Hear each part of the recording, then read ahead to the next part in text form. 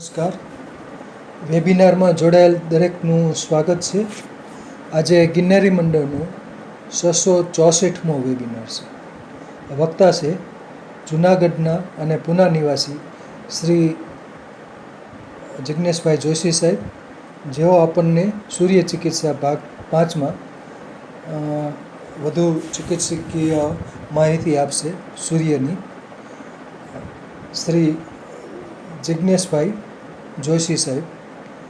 શ્રી જિજ્ઞેશભાઈ જોશી સાહેબને વિનંતી કે તેઓ પોતાનું વક્તવ્ય હવે શરૂ કરી શકે છે. નમસ્કાર સાહેબ. જય ધન્વંતરી.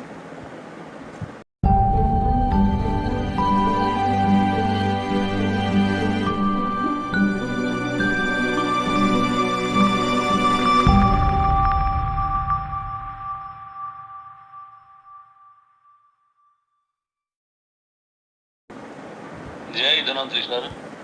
સર્વ ગુરુજનોને જય ધન્વંતરી. આજે આપણો ગિરનારી મંડળનો 664મો વેબિનાર છે, જેમાં આપણે સૂર્ય ઉર્જા દ્વારા માનવ શરીર જે પંચભૂતાત્મ પિંડ ઉત્પન્ન થયેલ છે તેની રક્ષા, અનેક રોગોમાંથી સૂર્યનારાયણ દેવતા દ્વારા આ માનવ શરીરને રક્ષણ કરવું તે જોશું.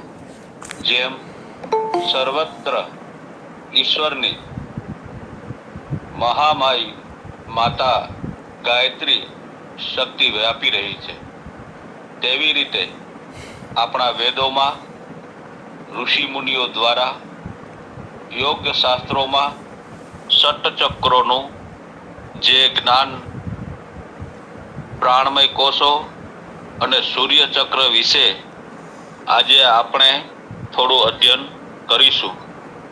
તો આ સાથે ગુરુ વંદના સહ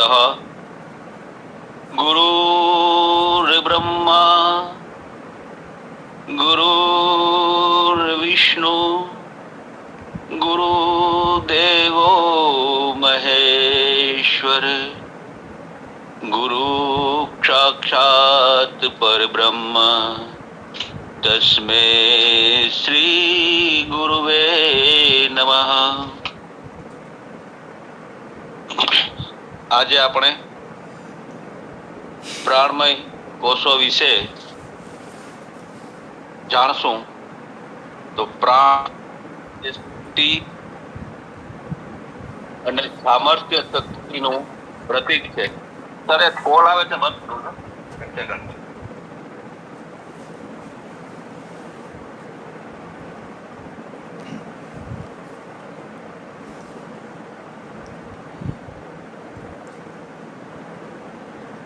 સોલર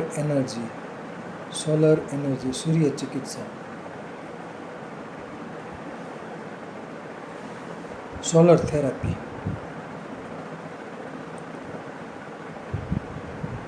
નમસ્કાર. પ્રાણ એ શક્તિ અને સામર્થ્યનું પ્રતીક છે.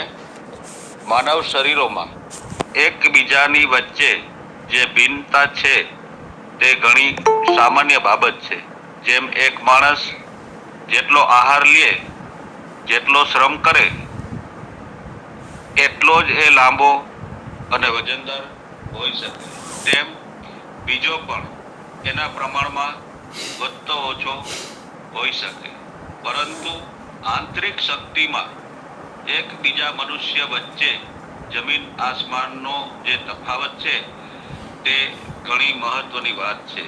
વિદ્યા, ચતુરાઈ, અનુભવ, દૂરદર્શિતા, સાહસ, દૃઢતા, શૌર્ય, જીવનશક્તિ, ઓજસ, પુષ્ટિ, પરાક્રમ, પુરુષાર્થ વગેરે ગુણોથી એ આંતરિક શક્તિ ઓળખાય છે.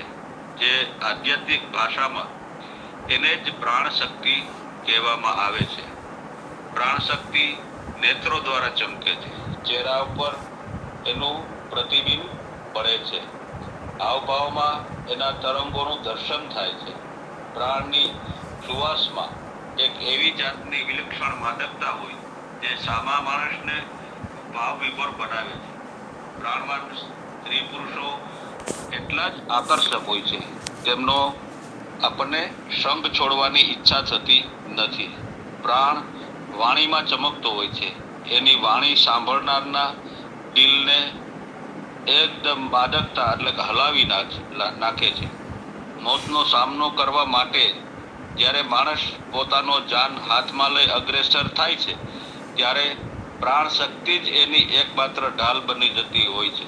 ચારે બાજુ નિરાશાજનક ઘોર અંધકાર છવાયો હોય છતાં એવે વખતે પણ પ્રાણ શક્તિ આશાના પ્રકાશનું એક કિરણ બનીને ચમકે છે. રેતીમાંથી તેલ કાઢવું કે મરુભૂમિમાં બગીચો બનાવવાનો અશક્ય છે. આ વાતને શક્ય બનાવવાનો અને રાયનો પર્વત કરવાનું સામર્થ્ય માત્ર પ્રાણવાનમાં જ હોય છે. જેનામાં પ્રાણની માત્રા અલ્પ હોય તેવો માણસ મુવેલો સમજવો. સ્થૂળ શરીર હાથીના જેવું હોવા છતાં પણ એવો માણસ પરાધીન જ રહેવાનો.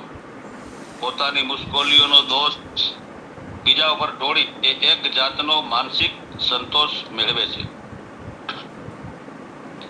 ઉજળા ભવિષ્યની આશા માટે પણ એને પોતાના સામર્થ્ય ઉપર વિશ્વાસ બેસતો નથી. કોઈ સબળ વ્યક્તિ, કોઈ નેતાની કે કોઈ અમલદારની, કોઈ ધનવાનની અથવા સિદ્ધ પુરુષોની સહાય લે છે એ હંમેશા પોતાના દુર્ભાગ્યને જ રડતો રહે છે. ભવના બંધનો કાપી આત્માને પરમાત્મામાં લીન કરાવી આપનારી શ્રદ્ધા, નિષ્ઠા, દ્રઢતા, એકાગ્રતા, ભાવના વગેરે ગુણો પ્રાણ દ્વારા જ પ્રાપ્ત થાય છે. મુક્તિને મોટા મોટા પુરુષાર્થો માન્યો છે. સંસારમાં અન્ય સુખ સાધનો અને સગવડો મેળવવા માટે જેટલા વિવેક, પ્રયત્ન અને પુરુષાર્થની જરૂર પડે છે, તેના કરતા મુક્તિને માટે વધારે પ્રયત્ન અને પુરુષાર્થની જરૂર પડે છે. સાહસિક શૂરવીર મુક્તિ મેળવશે. મુક્તિ એ વિજયની ભેટ છે. ભગવાન પોતે કોઈ બંધનમાં નાખતો નથી કે નથી મોક્ષ આપતો. પોતાને સ્વર્ગ અથવા નર્કનો અધિકારી બનાવવા પોતે જ છે. પોતાની આંતરિક સ્થિતિનો આધાર રાખીને જે દિશામાં જવાનું નક્કી કર્યું હોય તે જ ધ્યેય ઉપર પહોંચાય છે. ઉપનિષદનું વચન છે કે નાયમાત્મા બલહીને ન લભ્ય. બળ વગરના માણસોથી આ આત્મા મેળવી શકાતો નથી. એક નિસ્તેજ માણસ જો પોતાના કુટુંબીઓ ઉપર, પડોશીઓ ઉપર તથા મિત્રો ઉપર પ્રભાવ પાડી શકતો નથી, તો પછી પરમાત્મા ઉપર તો એ કશો જ પ્રભાવ પાડી શકે નહીં. એ દેખીતું જ છે. તેજસ્વી વ્યક્તિ જ આત્મલાભ મેળવી શકે છે. અને એટલા માટે યોગ શાસ્ત્રોમાં પ્રાણ સંચયને ઘણું જ મહત્વ આપ્યું છે. આખું આધ્યાત્મ શાસ્ત્ર પ્રાણાયામની મહત્તા ગાય છે.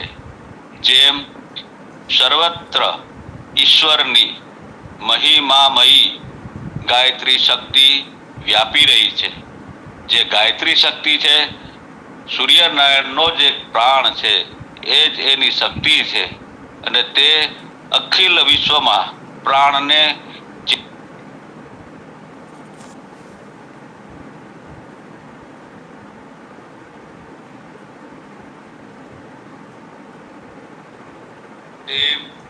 આપણા પ્રાણમય કોષને સતેજ અને ચૈતન્યપૂર્ણ બનાવીને વિશ્વવ્યાપી પ્રાણ શક્તિમાંથી યથેષ્ટ માત્રામાં પ્રાણ તત્વ ખેંચી શકાય છે. આ ભંડાર જેટલો વધારે હશે તેટલા આપણે વધારે પ્રાણવાન બનીશું અને તેટલા જ પ્રમાણમાં સાંસારિક અને આધ્યાત્મિક સંપત્તિના અધિકારી થઈશું. દીર્ઘ જીવન, ઉત્તમ સ્વાસ્થ્ય, ચૈતન્ય, સ્ફૂર્તિ, ઉત્સાહ, ક્રિયાશીલતા, કષ્ટ સહિષ્ણુતા, બુદ્ધિની સૂક્ષ્મતા, સૌંદર્ય, મનમોહકતા વગેરે વિલક્ષણતાઓ શક્તિ રૂપી ફૂલઝડીની નાની નાની ચિંગારીઓ છે એવું સમજવું. પ્રાણાયામ એ શ્વાસ ખેંચવાની, એને રોકવાની અને બહાર કાઢવાની એક વિશેષ ક્રિયા પદ્ધતિ છે. એ વિધાન પ્રમાણે જેમ સાયકલના પંપથી ટ્યુબમાં હવા ભરવામાં આવે છે તેમ પ્રાણને અંદર ભરવામાં આવે છે. આ પંપ એ પ્રકારનો બનાવ્યો કે એથી હવા તો ભરાય છે પણ એ પાછી ખેંચાતી નથી. પ્રાણાયામની વ્યવસ્થા એ જ પ્રમાણેની છે. સાધારણ શ્વાસોશ્વાસની ક્રિયામાં જેમ મુસાફર રસ્તા ઉપર ચાલતો ફરતો હોય છે તેમ પ્રાણ આવતો જતો હોય છે. પણ પ્રાણાયામની વિધિ અનુસાર જ્યારે શ્વાસોચ્છ્વાસની ક્રિયા થાય છે ત્યારે એક યાત્રાળુને ધર્મશાળામાં વ્યવસ્થિત મુકામ આપી ટકાવવામાં આવે છે તેમ વાયુમાંથી પ્રાણને ખેંચીને ખાસ પદ્ધતિથી શરીરમાં સ્થાન આપવામાં આવે છે. ભારતીય યોગશાસ્ત્ર ષટચક્રો પૈકી સૂર્યચક્રને ઘણું જ મહત્વ આપે છે. હવે પાશ્ચાત્ય વિજ્ઞાન પણ સૂર્યગ્રંથિ એ અનેક સૂક્ષ્મ તંતુઓનું કેન્દ્ર છે એનો સ્વીકાર કરે છે. એટલું જ નહીં પણ માનવ શરીરમાં પ્રતિક્ષણ જે ક્રિયા પ્રણાલી ચાલી રહી છે તેનું સંચાલન પણ એની મારફતે જ થાય છે અને એનો સ્વીકાર કરે છે. કેટલાક વૈજ્ઞાનિકો એને પેટનું મગજ પણ કહે છે. સૂર્યચક્ર આમાશયની ઉપર, હૃદયની પાછળ, કરોડરજ્જુની બંને બાજુએ આવેલું છે. એ એક પ્રકારના સફેદ અને ભૂરા માવાનું બનેલું છે. પાશ્ચાત્ય વૈજ્ઞાનિકો માને છે કે શરીરની આંતરિક ક્રિયાવિધિની ઉપર એનો અધિકાર છે. એટલું જ નહીં પણ અંદરના અવયવોની ઉન્નતિ અવનતિનો આધાર પણ આ જ કેન્દ્ર છે. પણ ખરી વાત એ છે કે સૂર્યચક્રની શક્તિની શોધ હજી અધૂરી છે. એ લોકો માને તેના કરતાં એ ચક્રનું કાર્ય અને મહત્વ અનેક ગણું વધારે છે એવું જોવામાં આવ્યું છે કે આ કેન્દ્રને જો થોડોક પણ ફટકો લાગી જાય તો માણસનું તાત્કાલિક મરણ થાય છે. યોગશાસ્ત્ર આ કેન્દ્રને પ્રાણકોશ માને છે અને કહે છે આ કેન્દ્રમાંથી એક પ્રકારનો વિદ્યુત પ્રવાહ સર્વે નાડીઓમાં વહે છે. ઓજસ શક્તિ પણ આ જ સ્થાનમાં રહે છે. પ્રાણાયામથી આ સૂર્યચક્રની એક પ્રકારની હલકી હલકી માલિશ થાય છે જેનાથી એમાં ગરમી, તેજી અને ઉત્તેજનાનો સંચાર થાય છે. એટલું જ નહીં પણ એની ક્રિયાશીલતા પણ વધે છે. પ્રાણાયામથી ફેફસામાં વાયુ ભરાય છે અને તે ફૂલે છે. આ ફૂલાવો સૂર્યચક્રના પરિઘને સ્પર્શ કરે છે. વારંવાર સ્પર્શ કરવાથી એટલે કે વારંવાર પ્રાણાયામની જો આપણે અ, અ, કસરત કરશું કે પ્રાણાયામનો આપણે યોગ કરશું તો વારંવાર ફેફસા દ્વારા સૂર્ય નાડીને ઈ સ્પર્શ થશે. તો વારંવાર સ્પર્શ કરવાથી જેમ કામસેવનાના અંગોમાં ઉત્તેજના ઉત્પન્ન થાય તેમ પ્રાણાયામની મારફતે ફેફસાનો સૂર્યચક્ર સાથે સ્પર્શ થવાથી એક પ્રકારની જણજણાટી ઉત્તેજના અને હલનચલન પેદા થાય છે. આ ઉત્તેજના વ્યર્થ જતી નથી, ઉલટું એની સાથે જોડાયેલા અંગ પ્રત્યંગોને જીવન અને બળ આપે છે, જેથી શારીરિક અને માનસિક ઉન્નતિના દ્વાર ખુલી જાય છે.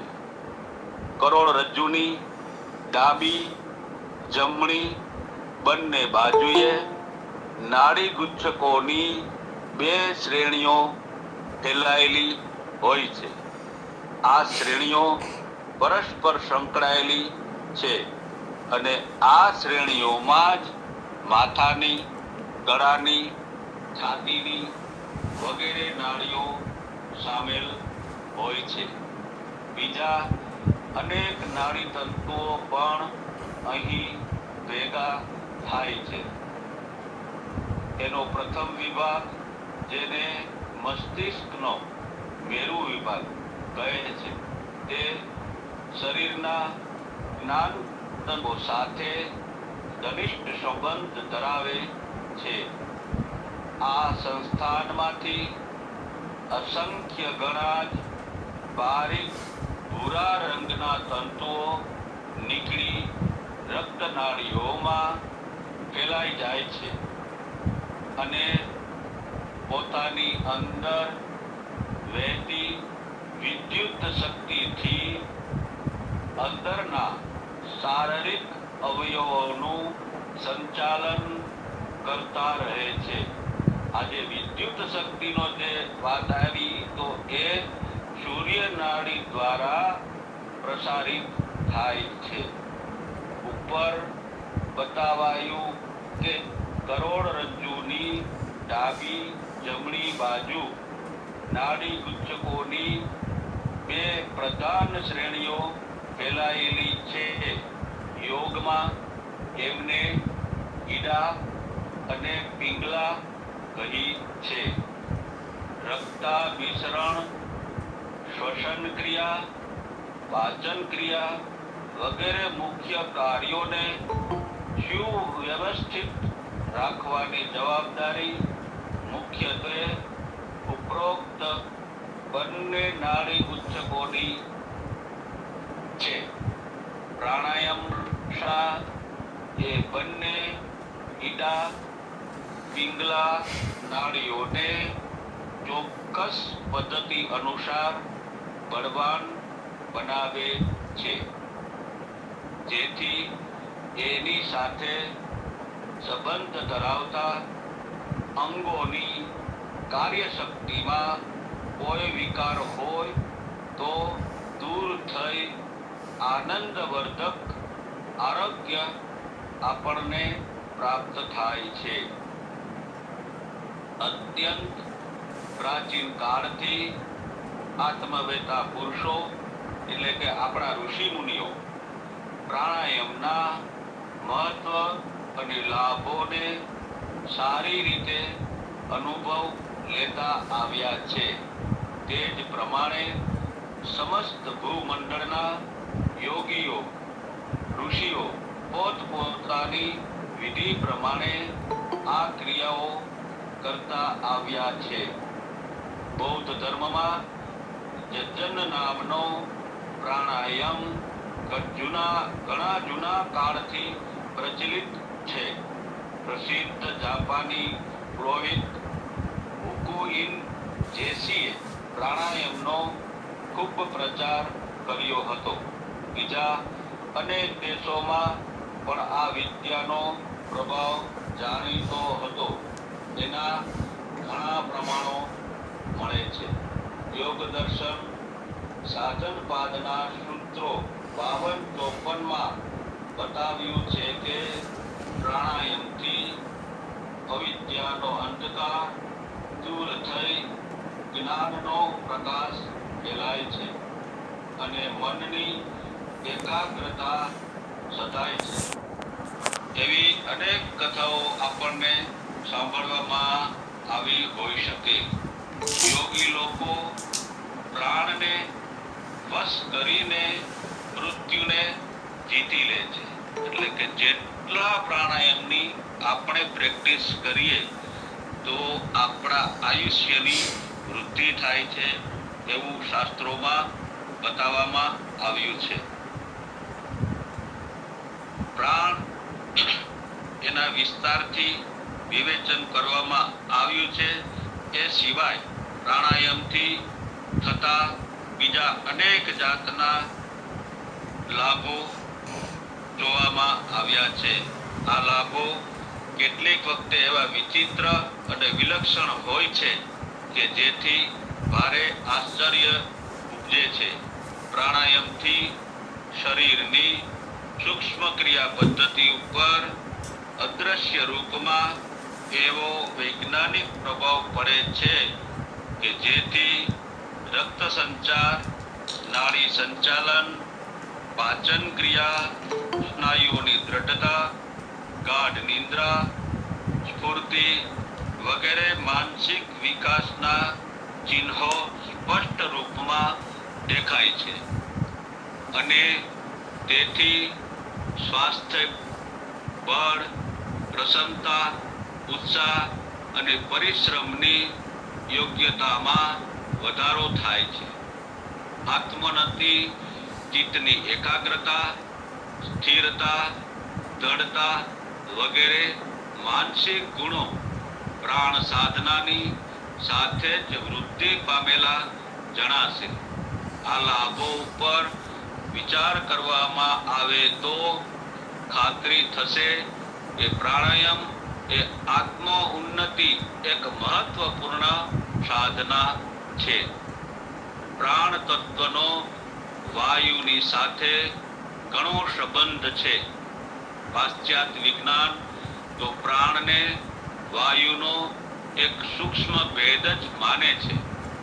શ્વાસોચ્છ્વાસ સારી રીતે લેવો અથવા ન લેવો એના ઉપર તો પ્રાણની માત્રાના ઓછા વધતા પ્રમાણનો આધાર રહેલો છે અને એટલા જ માટે શ્વાસ પ્રશ્વાસની ચોક્કસ પદ્ધતિ પ્રત્યેક અબાલ વૃદ્ધે જાણી લેવી જોઈએ.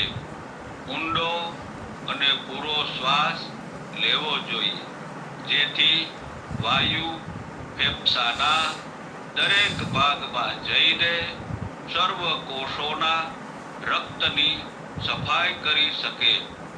અધૂરા અને છીછરા શ્વાસથી થોડાક જ વાયુ કોષોની સફાઈ થશે કેમ કે એનું દબાણ આખા કોઠા સુધી પહોંચી શકે એટલું વધારે હોતું નથી. એટલે કે આપણે ટૂંકા શ્વાસ લઈએ તો ઓક્સિજનની માત્રા છે એ ફેફસાના પૂર્ણ અંદર સુધી ન જતા એ જે આપણે શ્વાસ લીધો હોય એ તરત જ બહાર નીકળી જાય. એટલે ફેફસાની છેલ્લે સુધી ન પહોંચવાથી એ શ્વાસ આપણે પૂર્ણ રૂપે પ્રાણવાયુને સંઘરી શકતા નથી અને આ પ્રાણવાયુ જો સંઘરવામાં આવે પૂર્ણ રૂપે તો એના ઘણા જ ફાયદાઓ છે. જો હવા ત્યાં સુધી પહોંચી જ ન શકે તો પછી સફાઈ થાય સી રીતે? શ્વાસનો સંપર્ક થવાથી રક્તની અશુદ્ધિ, કાર્બન ડાયોક્સાઇડ ગેસ બહાર નીકળી જાય છે અને શ્વાસનો પ્રાણ ઓક્સિજન રક્તમાં મળે છે. આ સાફ થયેલા રક્તની પ્રાણ શક્તિ બીજી વખતના વહનની સાથે શરીરના અંગ પ્રત્યંગમાં પહોંચી જઈને તાજગી અને સ્ફૂર્તિ આપે છે. આપણે ઘણી વખત સાંભળ્યું છે કે ભાઈ સવારમાં હું મોર્નિંગ વોકમાં જાઉં છું, કાં તો કે ભાઈ હું યોગ કરવા જાઉં છું, કાં તો કે હું રનિંગ કરવા જાઉં છું. તો આવી બધી વ્યાયામ શક્તિ સૂર્યનારાયણની હાજરીમાં પ્રાતઃકાળે તો કે ઉગતા સૂર્ય ઉષા સમયે આવા જોગિંગ અથવા તો રનિંગ અથવા તો ચાલવું અથવા તો કસરત આવું બધું કરવાથી અને પછી ઘરે આવીને સ્નાન કરીએ તો આપણે સ્વમુખે ઘણી વખત આજ એકદમ હું ફ્રેશ થઈ ગયો. તો આની પાછળનું કારણ છે કે વાતાવરણની અંદર એવે સમયે પૂર્ણ રૂપે ઓક્સિજન કુદરતે ઠાસીને ભરેલો હોય છે.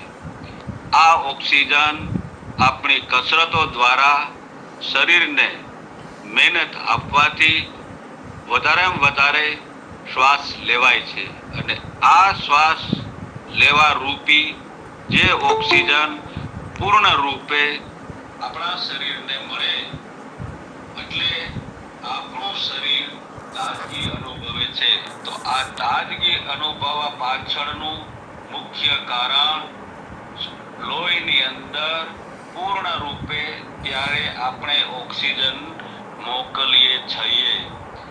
તો આ રીતે આપણે વાત કરીએ કે આજે મને એકદમ ફ્રેશ મને બહુ મજા આવી. તો આની પાછળનું કારણ આ છે. શુદ્ધ રક્તમાં 1/4 ભાગ ઓક્સિજનનો હોય છે. જો આ પ્રમાણ ઓછું થઈ જાય તો એનો પ્રભાવ પાચન ક્રિયા ઉપર પડ્યા સિવાય રહેતો નથી અને એવી વ્યક્તિનો જઠરાગ્નિ મંદ થવા લાગે છે. આ સર્વે પ્રક્રિયાઓનો વિચાર કરતા એ સ્પષ્ટ થાય છે કે શ્વાસ પૂર્ણ અને નિર્ધજ લેવો જોઈએ કે જેથી રક્તની સફાઈનું કામ સારી રીતે થઈ શકે અને અશુદ્ધિ રહેવા ન પામે તથા ઓક્સિજનનું જોઈતું પ્રમાણ મળી જતા અંગ પ્રત્યંગમાં તાજગી અને સ્ફૂર્તિનો સારી રીતે સંચાર થાય અને પાચન શક્તિમાં કોઈ જાતની ક્ષતિ આવતી નથી. જઠરાગ્નિ મંદ થતા અન્ય અંગોમાં શિથિલતા આવે છે અને પાચનનું કામ અધૂરું રહે છે. આવો ક્રમ જો લાંબો વખત ચાલે તો જીવન યાત્રામાં વિવિધ પ્રકારના વિઘ્નો આવે છે. એટલું જ નહીં પણ વિવિધ રોગોનો પણ સામનો કરવાનો વખત આવે છે. અપૂર્ણ શ્વાસ લેનારાઓના ફેફસાનો મોટો ભાગ નકામો પડી રહે છે. જે મકાનોની સફાઈ થતી નથી તેમાં ગંદકી, વાંદા, કીડી, મચ્છર, મકોડી એવા અનેક જીવજંતુઓ પેદા થતા હોય છે. એવી જ રીતે એ જ પ્રમાણે ફેફસામાં જે છિદ્રોમાં વાયુ પહોંચતો નથી તેમાં ક્ષય, ખાંસી, જળેખમ, કફ, દમ વગેરે રોગોના કીટાણુઓ અડ્ડો જમાવે છે. ધીરે ધીરે તેઓ એવી રીતે ફેલાય છે અને એનું એવું આધિપત્ય જમાવે કે તેમને ત્યાંથી દૂર કરવાનું અશક્ય નહીં પણ મુશ્કેલ તો બની જ જાય છે.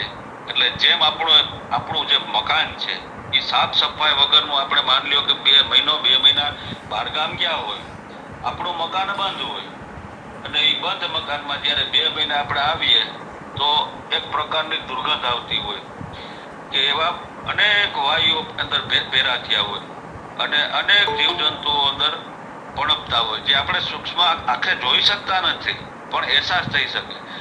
અને શ્વાસ માટે આપણને ખબર પડે, ઘરની અંદર રજ દ્વારા આપણને પ્રમાણ મળે. સૂર્યપ્રકાશ ઘરમાં આવ્યો ન હોય તો આ સૂર્યનારાયણને અભાવને કારણે આવી બધી વસ્તુઓ એટલે ઘર ગંદકીમય થઈ જાય છે. તો જેમ ગંદકીમય ઘરને આપણે સફાઈ કરીએ અને વ્યવસ્થિત ફિનાઇલ આ તે સાથે ચોખ્ખા પોતા કરીએ અને ઘરને એકદમ સ્વચ્છ બનાવીએ તો આપણું આ પંચભૂત રૂપી શરીર એ પણ ઈશ્વરે આપેલું એક ઘર જ છે. તો આ ઘરની સફાઈ કરવાની જવાબદારી આપણે નિષ્ઠાપૂર્વક અપનાવી જોઈએ. પ્રાણાયામ વિજ્ઞાનનો સૌથી સહેલો અને આરંભિક પાઠ તો એ છે કે દરેકે પૂર્ણ અને ઊંડો શ્વાસ લેવો જોઈએ.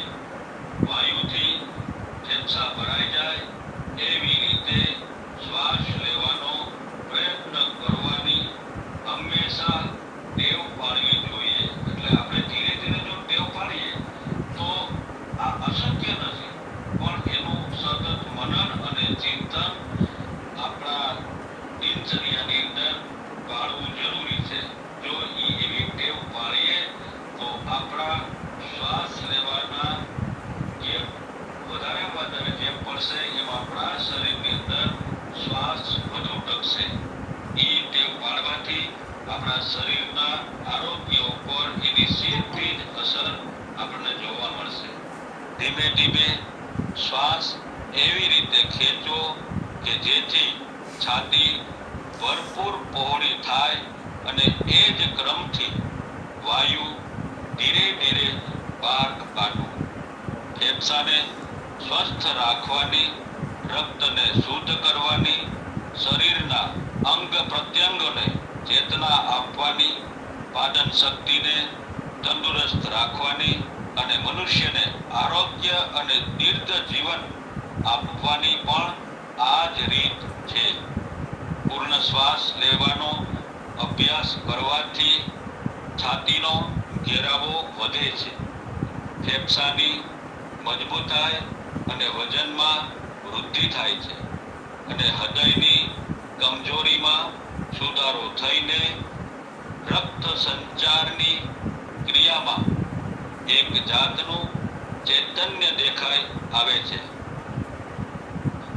શ્વાસ વિજ્ઞાનમાં આ સત્યને ગંભીરતાપૂર્વક વિચારવું ઘટે અને તરત જ પૂર્ણ દીર્ઘ શ્વાસ લેવાની આદત પાડવાનો પ્રયત્ન કરી દેવો જોઈએ. થોડા દિવસ શ્વસન ક્રિયા ઉપર ધ્યાન આપવાથી અને એમાં થતી ભૂલ સુધારતા રહેવાથી આ ટેવ સારી રીતે પડી જશે. પ્રાણાયામ વિજ્ઞાનનો બીજો પાઠ નાકથી શ્વાસ લેવો એ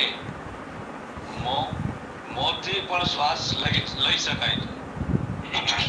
એવો શ્વાસ એટલો ઉપયોગી થતો નથી જેટલો નાકથી લેવાયેલો ઉપયોગી થાય છે. એકવાર એક દાખલા રૂપી છે કે શીતળાના રોગની અંદર એવો એક કિસ્સો હતો કે વાહનની અંદર ઘણા મુસાફરો મુસાફરી કરી રહ્યા હતા. શીતળાના રોગને જે તે ટાઈમે એ માણસોને એમ કે દેખાઈ દીધી તો ઘણા દર્દીઓ મોઢેથી શ્વાસ લેતા હતા એ મરી ગયા અને જેને નાક દ્વારા શ્વાસ લીધો અને રોગની સામે એને જાત દીલી તો જે મોઢું ખોલીને શ્વાસ લેતા હતા આવા રોગોના પ્રકોપ વિશેષ રૂપમાં થતો હોય. એટલું જ નહીં પણ આ ખરાબ ટેવના પરિણામે અનેક નાના મોટા રોગ થતા જોવામાં આવે છે. તો મોઢેથી શ્વાસ લેતા એવા દર્દીઓ જીવી નહોતા શક્યા અને હાકવાટે જે શ્વાસ લેતા હતા એને રોગ સામે પ્રતિકાર કરીને જમીન સુધી પહોંચીને સારવાર મળવાથી એવા દર્દીઓ બચી ગયા એવો એક દાખલો વાંચેલો મેં હતો. નાકથી ફેફસા સુધી હવા પહોંચાડનારી જે નળી છે એની રચના એવી રીતે ભગવાને કરી છે જેથી અંદર જતા વાયુનું સારી રીતે સંશોધન અને પરિમાર્જન થાય. નાસિકાના છિદ્રોમાં નાના વાળ હોય છે. આ એક પ્રકારની આપણી ગરણીની અંદર આપણે ગળાઈ જાય એવી રીતે એમાં ધૂળ તથા ગંદકીના અણુઓ અટકી રહે છે અને ગળાયેલો વાયુ જ અંદર જઈ શકે છે. જ્યારે તમે નાસિકાના છિદ્રોમાં આંગળી નાખીને એની સફાઈ કરો છો તો એમાંથી મેલ નીકળે છે. ગળાયેલા વાયુમાંથી જે કચરો જમા થાય છે તે જ આ મેલ છે. નાસિકામાં તે પ્રકારનો પ્રવાહી પદાર્થ વહેતો હોય છે. વાળની ચાળણીમાંથી પણ જે કચરો બાકી રહે છે તે પ્રવાહીમાં તૂટી જાય છે. નાસિકાના છિદ્રોમાંથી હવાનું આટલું સંશોધન થયા પછી જ તે આગળ ચાલે છે. શ્વાસ નળી જે ફેફસા સુધી જાય છે એ ઠીક લાંબી છે. આટલી લંબાઈમાં યાત્રા કરતી વખતે હવાનું તાપમાન સહન કરી શકીએ તેટલું થઈ જાય છે. જો તે ગરમ હોય તો શ્વાસ નળીના તાપમાન અનુસાર ઠંડી થઈ જાય છે અને જો ઠંડી હોય તો ગરમ થઈ જાય છે. આ પ્રમાણે હવા ફેફસા સુધી જતા બધી જ રીતે શુદ્ધ થઈ જાય છે. મોઢા માટે શ્વાસ લેવાથી પરિણામ ઉલટું જ આવે છે. મોઢામાં નાસિકાની માફક વાળ નથી હોતા જેથી વાયુ યોગ્ય રીતે ત્યાં ગળાઈ શકતો નથી. બીજું, મોઢાનું છિદ્ર એટલું મોટું છે કે એમાંથી વાયુ સઘળા પ્રકારના કચરા સાથે કોઈ પણ જાતના અવરોધ વગર ચાલ્યો જઈ શકે છે. ત્રીજું, મોઢાથી ફેફસા ઘણા દૂર નથી એટલે વાયુની ગરમી ઠંડીમાં પણ બહુ ફરક પડતો નથી. એ પ્રમાણે ગળાયા સિવાયની કચરાયુક્ત ઠંડી ગરમ હવા જ્યારે મોં વાટે ફેફસામાં પહોંચે ત્યારે એને ઘણું નુકસાન થાય છે અને અનેક બીમારીઓ ઉત્પન્ન કરે છે. જોવામાં આવ્યું છે કે જે લોકો રાત્રે મોઢાથી શ્વાસ લે છે તેઓનું મોઢું સવારે સુકાયેલું, દાહયુક્ત, કડવું અને ગંધ મારતું હોય છે. બીમાર માણસની આવી આદતને લીધે તેમને સાજા થતા વાર લાગે છે. પ્રાણાયામના અભ્યાસીઓની, યોગીઓની એ કડક તાકીદ હોય છે કે તેમણે હંમેશા નાક વાટે જ શ્વાસ લેવો.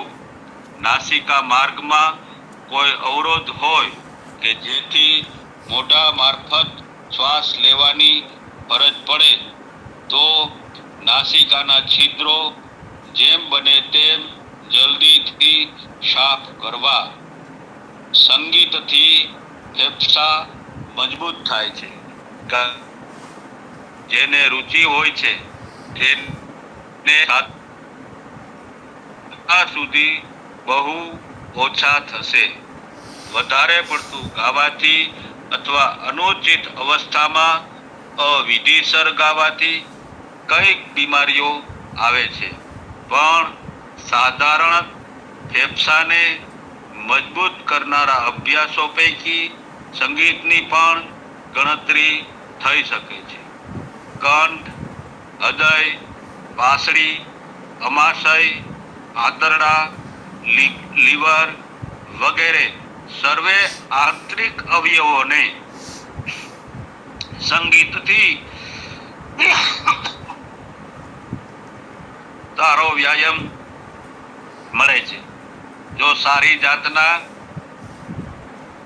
ધ્વનિપૂર્વક ગાવા અને વગાડવામાં આવતા સંગીતના સાધનો તો એક પ્રકારના વિદ્યુત તરંગો ઉત્પન્ન થઈને સ્નાયુ તંતુઓને તરંગિત કરે છે.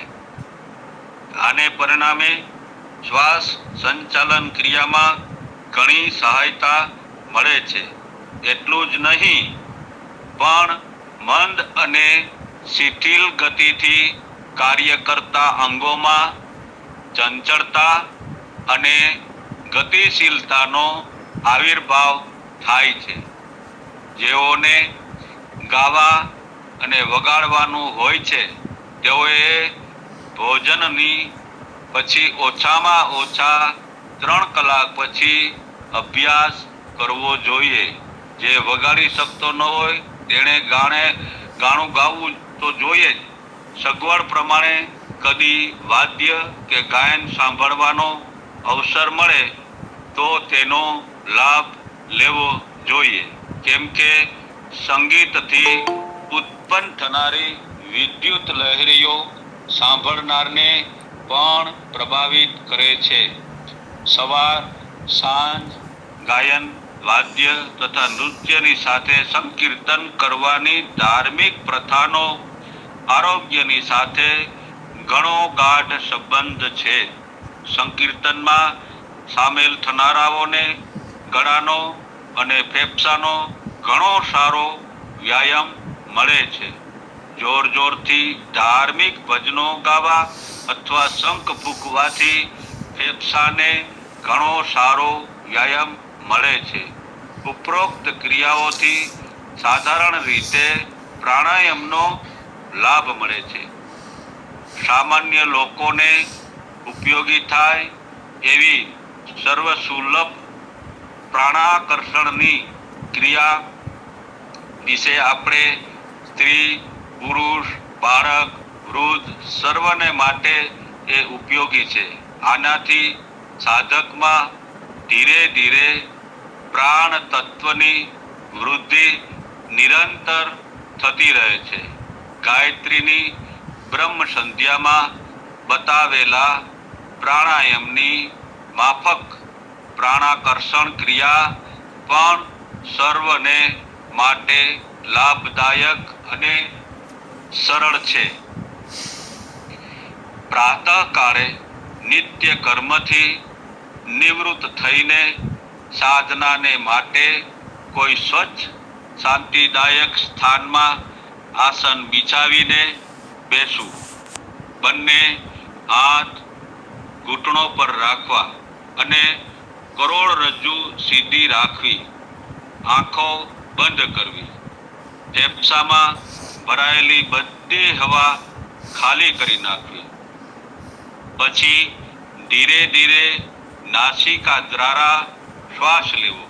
ફેફસામાં જેટલી હવા ભરી શકાય તેટલી ભરવાનો વધારે પ્રયત્ન કરવો. થોડોક વખત એને અંદર જ રોકી રાખવું. એટલે કે પ્રાણને શ્વાસ આપણે ખેંચી અને રોકવાની પ્રક્રિયા આપણે ધીમે ધીમે વધારતા જવી. અંદરની હવાને શક્ય એટલી બહાર કાઢી નાખવી. એટલે કે જ્યારે આપણે હવા ખેંચવી હોય ત્યારે સંપૂર્ણ જેટલી શક્ય હોય એટલી હવા બહાર આપણે ફેંકવાની ટ્રાય કરશું. એટલે પેટ આપણું છે ને એ ધીરે ધીરે અંદર જતું જશે, જે આપણે અનુભવી શકીએ છીએ. થોડી વાર શ્વાસને બહાર રોકી રાખો. એટલે કે શ્વાસ સિવાય જ રહેવું. ત્યાર પછી પાછો પૂર્વવત વાયુ ખેંચવો શરૂ કરવો. આ એક પ્રાણાયામ થયો. શ્વાસ કાઢવાને રેચક, ખેંચવાને પૂરક અને રોકવાને કુંભક કહેવામાં આવે છે. કુંભકના 2 ભેદ છે. શ્વાસને અંદર ભરીને રોકવો તે આંતર કુંભક અને ખાલી કરીને વગર શ્વાસે રહેવું તે બાહ્ય કુંભક કહેવાય છે. રેચક અને પૂરક બંનેમાં સરખો સમય આપવો અને કુંભક માટે એથી અડધો સમય પૂરતો છે. પૂરક કરતી વખતે એવી ભાવના કરવી કે જન્મ શૂન્ય લોકમાં હું એકલો બેઠો છું. મારી ચારે બાજુએ ચૈતન્ય વિદ્યુત જેવી સૂર્ય ઉર્જા જીવન શક્તિના સમુદ્રની લહેરો ઉઠી રહી છે. શ્વાસ દ્વારા વાયુની સાથે સાથે પ્રાણ શક્તિને પણ હું અંદર ખેંચી રહ્યો છું. આંતર કુંભક કરતી વખતે એવી ભાવના કરવી કે આ ચૈતન્ય પ્રાણ શક્તિને મેં અંદર ભરી છે. સમસ્ત નસ નાડીઓમાં અંગ પ્રત્યંગોમાં આ શક્તિ સ્થિર થઈ રહી છે. એને શોષીને મારા દેહનું રોમે રોમ ચેતન પ્રફુલ્લ સતેજ અને પરિપુષ્ટ થઈ રહ્યું છે. એવી ભાવના કરવી અથવા તો એવા વિચારો કરવા. રેચક કરતી વખતે એવી ભાવના કરવી કે શરીરમાંનો સંચિત મળ, રક્તમાં ભળેલું વિષ, મનમાં ધસી આવેલા વિકાર શ્વાસ છોડતી વખતે વાયુની સાથે બહાર નીકળી રહ્યા છે. બાહ્ય કુંભક કરતી વખતે એવી ભાવના કરવી કે અંદરના દોષો શ્વાસની સાથે બહાર કાઢી અંદરના દરવાજા બંધ કરી દેવામાં આવ્યા છે, જેથી વિકારો પાછા અંદર જઈ ન શકે. આવી ભાવનાઓ સાથે પ્રાણાકર્ષણ પ્રાણાયામ કરવો જોઈએ. શરૂઆતમાં 5 પ્રાણાયામ કરવા અને ધીરે ધીરે અનુકૂળતા પ્રમાણે વધારતા જવું. કોઈ એકાંત સ્થાનમાં જાઓ, સમતલ ભૂમિ ઉપર નરમ બિછાનો પાથરી પીઠ ઉપર સૂઈ જાઓ. મોઢું ઉપર રહે, પગ, કમર, છાતી, માથું સર્વે એક લાઈનમાં રાખો. બંને હાથ સૂર્ય ચક્ર ઉપર રાખો. મોઢું બંધ રાખો. શરીરને બિલકુલ શિથિલ ઢીલું પાડી દો, જાણે કે એ એક નિર્જીવ વસ્તુ છે અને એની સાથે તમારે કશો પણ સંબંધ નથી. થોડોક વખત શિથિલતાની ભાવના કરવાથી શરીર બિલકુલ ઢીલું પડી જશે. હવે નાક દ્વારા ધીરે ધીરે શ્વાસ ખેંચો અને દઢ શક્તિની સાથે ભાવના કરો કે વિશ્વવ્યાપી મહાન પ્રાણ ભંડારમાંથી હું શ્વાસ સાથે સ્વચ્છ પ્રાણ ખેંચી રહ્યો છું. આ પ્રાણ મારા રક્ત પ્રવાહ તથા સમસ્ત નાડી તંતુઓમાં પ્રવાહિત થઈને સૂર્ય ચક્રમાં એકત્ર થઈ રહ્યો છે. આ ભાવનાને કલ્પનામાં એટલી દઢતાથી ઉતારો કે પ્રાણ શક્તિના વીજળી જેવા કિરણો નાસિકા દ્વારા દેહમાં ઘૂમી વળતા હોય એમ ચિત્રવત દેખાવા લાગે તથા આપણા રક્તનું વહન અને નાડી સમૂહ તથા એમાં વહેતો પ્રાણ પ્રવાહ તસવીરની માફક નજર સમક્ષ સ્પષ્ટ થવા લાગે. આવી ભાવના જેટલી મજબૂત અને પ્રબળ કરશો એટલા જ પ્રમાણમાં તમે પ્રાણને તમારામાં વધુ ને વધુ ખેંચી શકવાની ક્ષમતા વધારતા જઈ શકશો. ફેફસામાં વાયુથી સારી રીતે ભરી લો અને 5 થી 10 સેકન્ડ સુધી અંદર રોકો. શરૂઆતમાં 5 સેકન્ડ બસતે, પછીથી અભ્યાસ વધતા 10 સેકન્ડ સુધી રોકી શકશો. શ્વાસ રોકતી વખતે આપણી અંદર પ્રાણ પ્રચુર પ્રમાણમાં ભરેલો છે એવો અનુભવ કરો. હવે વાયુને મોઢા દ્વારા ધીરે ધીરે બહાર કાઢો. બહાર કાઢતી વખતે એવી ભાવના કરો કે શરીરના તમામ દોષ, રોગ અને વિષ આની મારફત બહાર નીકળી રહ્યા છે. 10 સેકન્ડ સુધી હવા વિના રહો અને ફરી પ્રાણાકર્ષણ પ્રાણાયામ કરવાનો આરંભ કરો. ધ્યાનમાં રાખો કે પ્રાણાકર્ષણનું મૂળ તત્વ શ્વાસ ખેંચવામાં છોડવામાં સમાયેલું નથી, પણ આકર્ષણની પેલી ભાવના જેમાં આપણા શરીરમાં પ્રાણનો પ્રવેશ થતો ચિત્રવત જોઈ શકાય અને તેમાં રહેલું છે. શ્વાસ પ્રશ્વાસની ક્રિયા 10 મિનિટથી વધારતા અડધા કલાક સુધી લઈ જવી. શ્વાસ દ્વારા ખેંચેલો પ્રાણ સૂર્ય ચક્રમાં જમા થઈ રહ્યો છે એવી વિશેષ રૂપમાં ભાવના કરવી. જો મોઢા દ્વારા શ્વાસ છોડતી વખતે આકર્ષિત પ્રાણને પણ છોડવાની કલ્પના કરશો તો આખી ક્રિયા વ્યર્થ જશે. આ ખાસ ધ્યાન રાખવાની વાત છે અને કોઈ પણ જાતનો લાભ નહીં મળે. સારી રીતે પ્રાણાકર્ષણ કરવાથી સૂર્ય ચક્ર જાગૃત થતું જાય છે. એવી ખાતરી થાય છે કે પાસળીઓ જ્યાં જોડાય ત્યાં અમાશયના સ્થાન પર જ ખાડો છે. ત્યાં સૂર્ય જેવું એક નાનું સરખું પ્રકાશ બિંદુ દેખાઈ રહ્યું છે.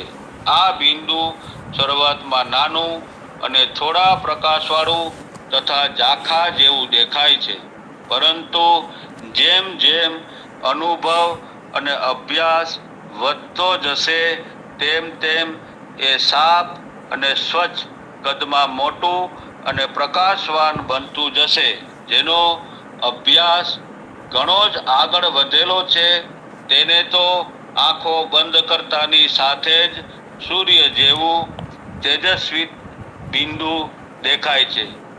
તે પ્રકાશિત તત્વ એ જ સાચી પ્રાણ શક્તિ છે. આ શક્તિથી મુશ્કેલ કાર્યોમાં પણ અદ્ભુત સફળતા મળે છે. અભ્યાસ પૂરો થતા તમને માલુમ પડશે કે રક્તનો સંચાર તેજીથી થઈ રહ્યો છે.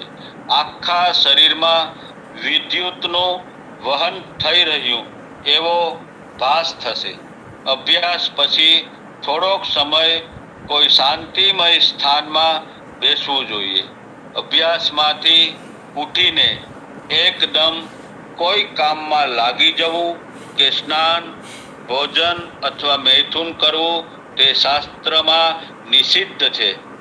ઉપર સર્વસાધારણ જનતાના ઉપયોગની શ્વાસ પ્રશ્વાસની ક્રિયાઓનું અહીં આપણે વર્ણન કર્યું અને આના ઉપયોગથી ગાયત્રી સાધકોની આંતરિક દુર્બળતાઓ દૂર થાય છે અને પ્રાણવાન બનવાના લક્ષણો પ્રગટ થતા જાય છે.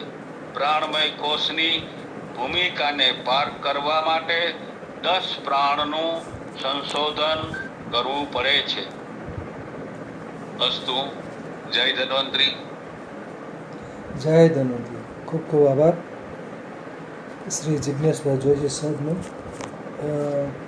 જેમણે આજે પ્રાણશક્તિ, સૂર્યચક્ર, પ્રાણાયામનું મહત્ત્વ વિશે સરસ માહિતી આપી.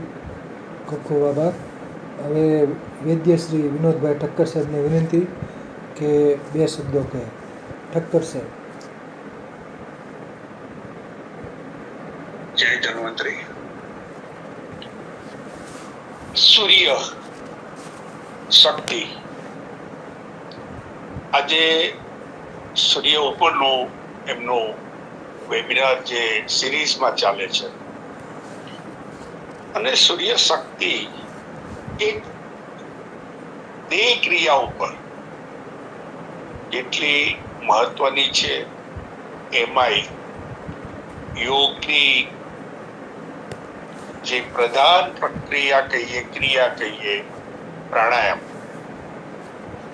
એના ઉપર એટલું સૂક્ષ્મ, સરળ અને લોકોને આમ તરત એક પ્રેરણા મળે કે આ કરીએ તો કેટલા ફાયદા, કેટલું ઝીણવટભર્યું એમણે આજે આપણી સમક્ષ પ્રાણાયામનું મહત્વ, પ્રાણાયામ થકી શરીર ઉપર થતા વિવિધ અંગો ઉપરની ક્રિયા, એની તકેદારી અને એકલું પ્રાણાયામની સાથે શક્તિ, ચેતન, એનો પણ પ્રભાવ કેટલો ફેરફાર સાથે શરીર અનુભવે એના ઉપર પ્રકાશ આપ્યો.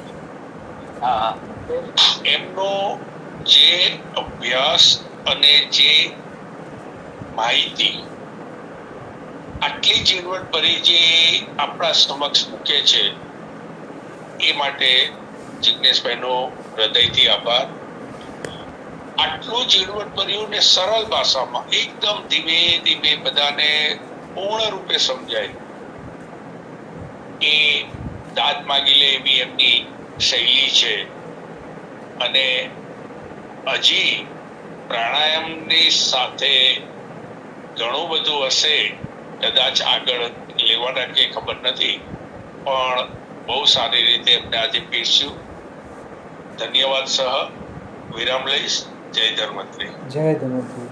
આભાર વૈદ્ય શ્રી વિનોદભાઈ ઠક્કર સાહેબનો. સરસ સરસ સરસ સરસ.